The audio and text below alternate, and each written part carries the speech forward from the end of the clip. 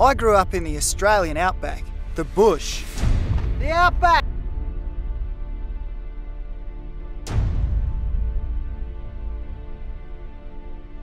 For as long as I can remember, I've been connected to and fascinated by Mother Nature. I travel the globe seeking out the world's most beautiful and deadly species.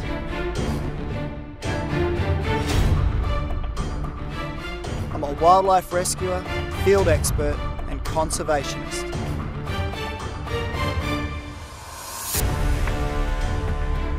I believe creating a better understanding of our natural world will in future help to protect it.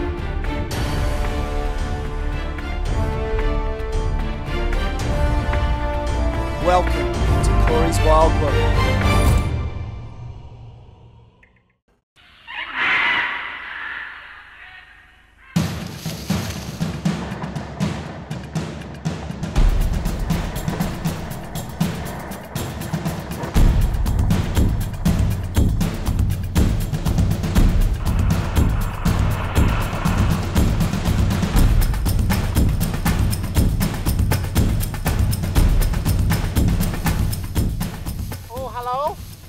Have a look at this, guys. This is the king. He's the largest species of venomous snake in the world. They're up 5.8 meters. That's about 18 feet. And they say he can stand up tall enough to look a man in the eye. The king cobra.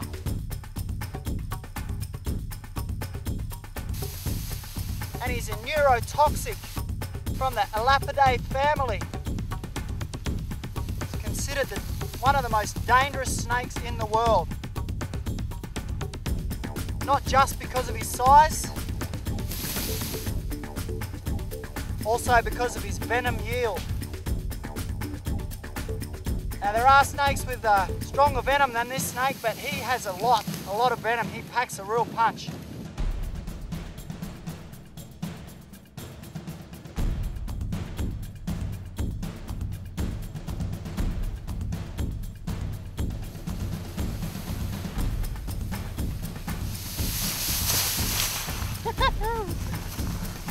He means business. This snake here is about 3 meters long. Another thing that makes him the king is not just his size, but also he'll eat other venomous snakes.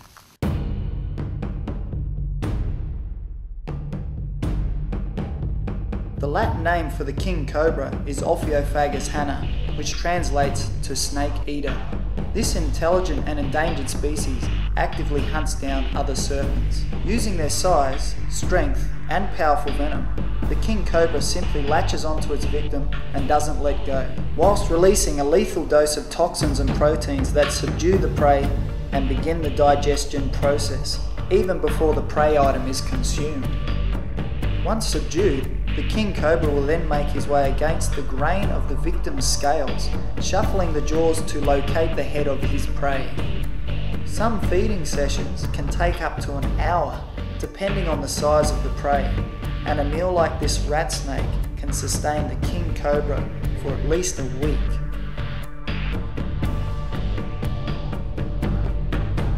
Once subdued, the king will then proceed to walk his jaws over the other snake, centimetre by centimetre, swallowing his victim whole.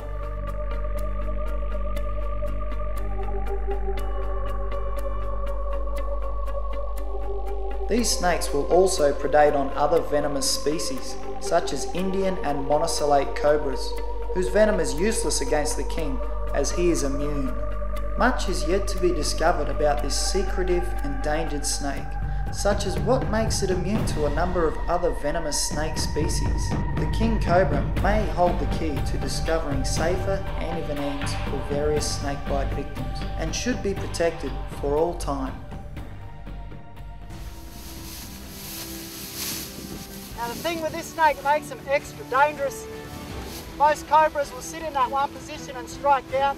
This guy will move forward and then strike.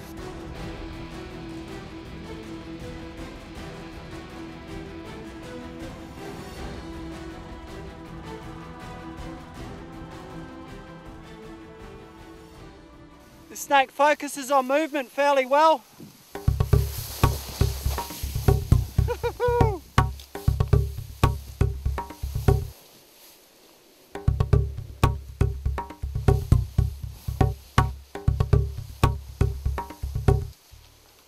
The leaves are moving.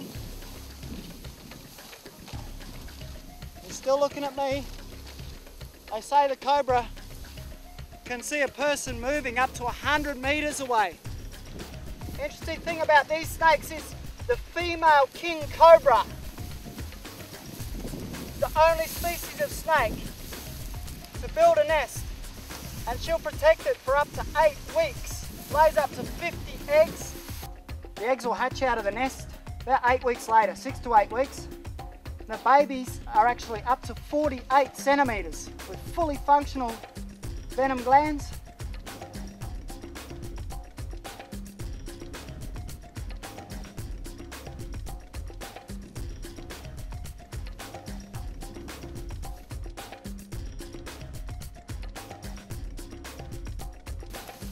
I got him. Here we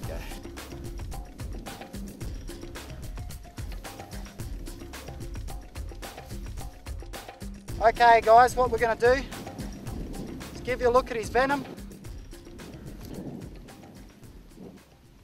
Here we go, 3, 2, 1. Ooh. There we go, there we go.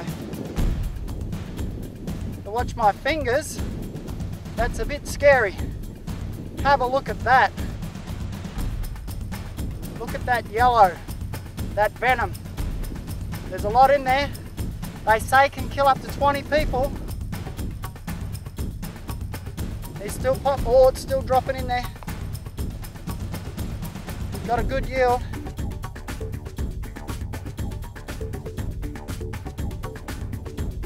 Oh, look at that. Look at the holes he's put in it. Look at those holes.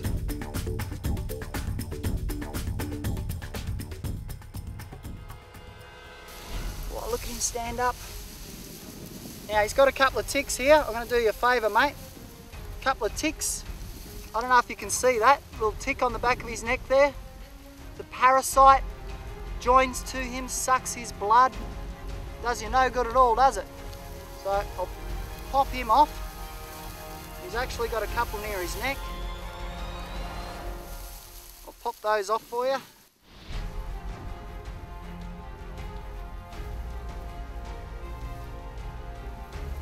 Alright, have a look at the head on that. That's a big snake.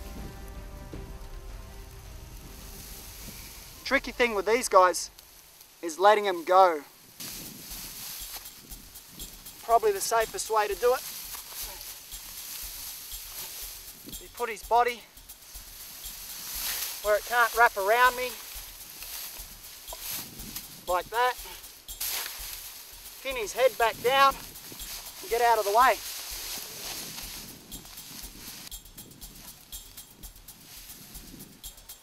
Okay guys, we might let him go on his way. Hopefully he goes the other way. There you go. Very good snake.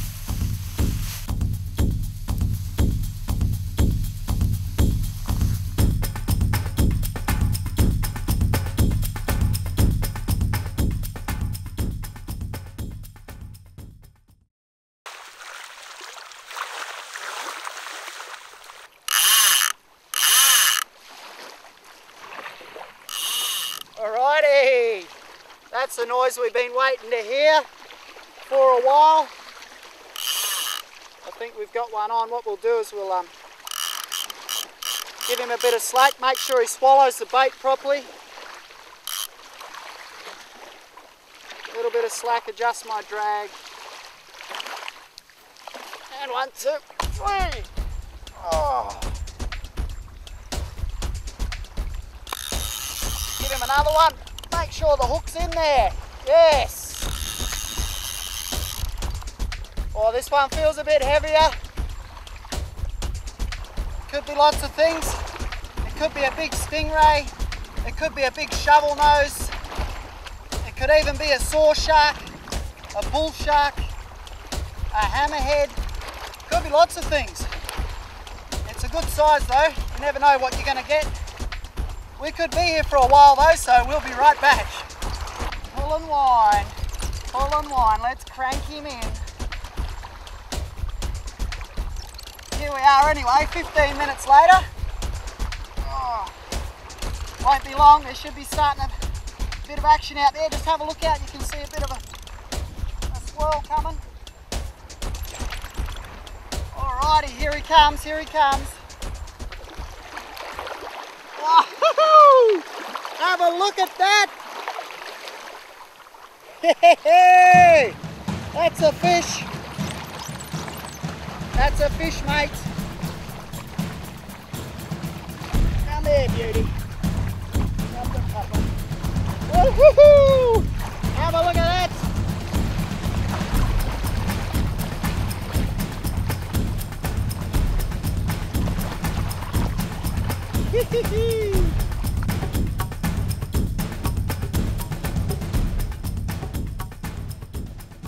Have a look at this. What a beauty. This is called the North Queensland groper.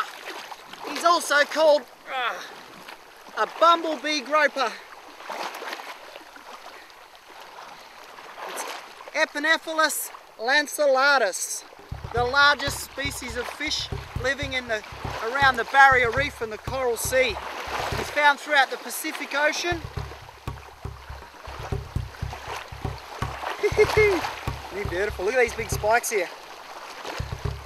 Hey? Okay, now he hasn't got a lot of teeth, but he's got crushing plates with a lot of small teeth on there, so we're going to have a look in there shortly. Now these fish, when they spawn, predominantly the fingerlings are female, and when they get to about 10 or 12 kilos in size, they'll turn to a male. Have a look at him, he's got a big mouth and he uses that for sucking in his prey. Or I can see where the hook is.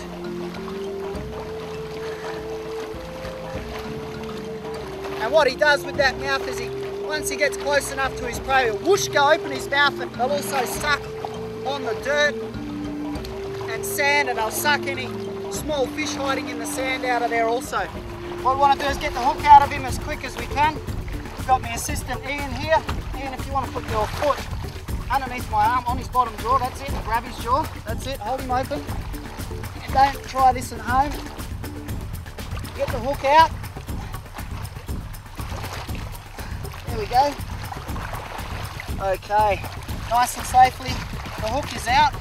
And thank you, mate, thanks a lot. What we'll do is we'll bring him out into the water and we'll give him a bit of a swim. We like to look after our fish. We like to catch them and let them go. And they're no good for eating. They're way too big and beautiful. Now, believe it or not, these guys can get up to 600 kilos. There's been reports of them a lot larger than that. Also about 2.7, 2.8 meters in length. They're usually a harmless fish. And they'll eat anything just about. They really love lobsters, octopus, any other types of small fish. We'll just put him here for a minute. He's relaxing, he's getting his breath back, getting his strength back. The North Queensland groper. Look at the size of him. I'd estimate this one here is probably about 80 to 100 kilos. All right, let's go underwater and have a look and see what he looks like.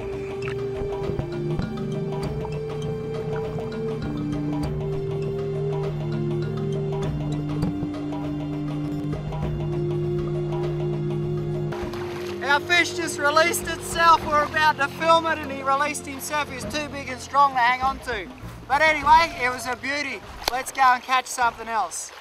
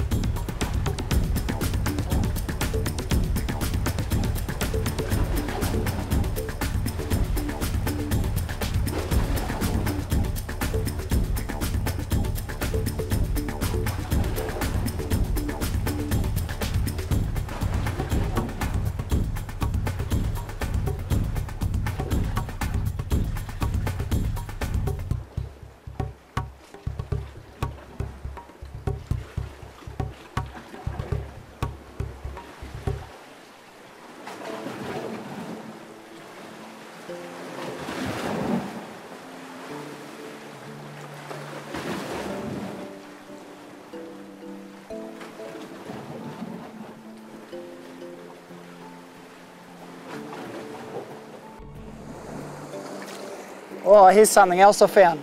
A live cowrie shell. That's awesome. He's gone inside his shell, obviously, so he doesn't get eaten. And that's his house, protects him. It's made of calcium carbonate, and it actually grows with the snail. And when he comes out and he cruises around, he sits on a little foot and he motors around the ocean. Some of them eat coral, some are omnivorous, and some of them, particularly the cone shell species, are predators and they have a poisonous spear. So you always got to be careful playing with seashells. It's probably not advisable unless you know what you're looking for, particularly in the tropics. Okay, well, we'll pop him back, and I've got something else here. Have a look at that. That's a spiny murex shell, and that used to also be a sea snail, but somebody else has moved in. Here's a hermit crab.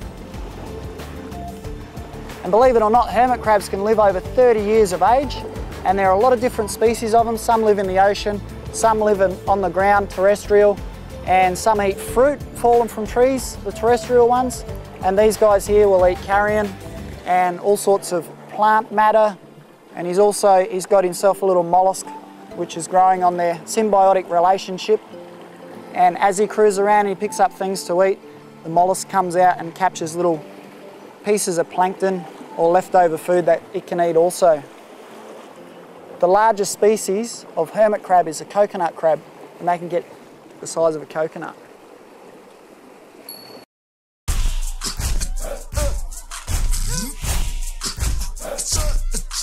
The male estuarine or saltwater crocodile can grow up and over 7 metres in length, though usually a 5 metre one is about his maximum length, depending on where he grows up and how much he eats. The female, we're going to feed one just over here, the female only grows to 3 metres in length, so she's a lot smaller than her boyfriend. Ooh. Speaking of males, there's a male crocodile in here. His name's Murray. Hey! This crocodile in here, he's a teenager. Now, male crocodiles mature at about the age of 14 and females at the age of 9. Now, he's a teenager, he's a little bit smaller, he's a little bit faster too, he's probably a little bit more dangerous. Let's see if we can get him to come out. Hey.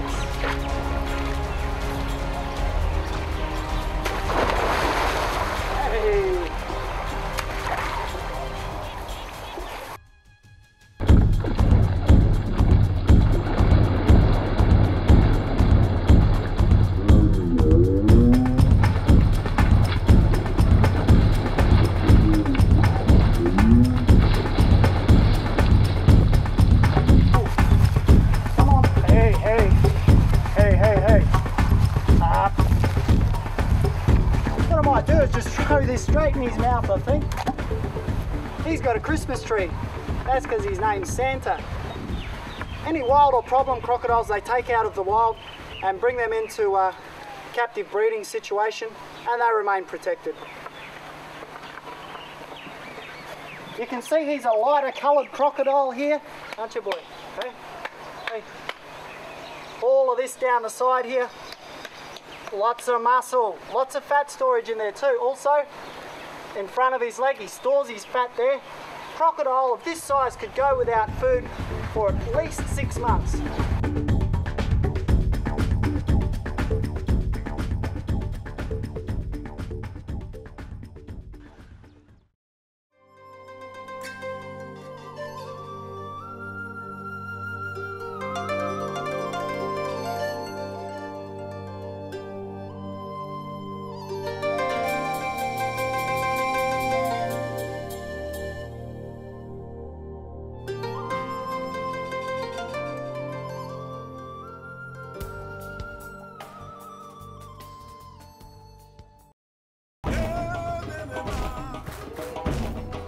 Thanks for watching. Let's help protect, look after and promote Mother Nature together.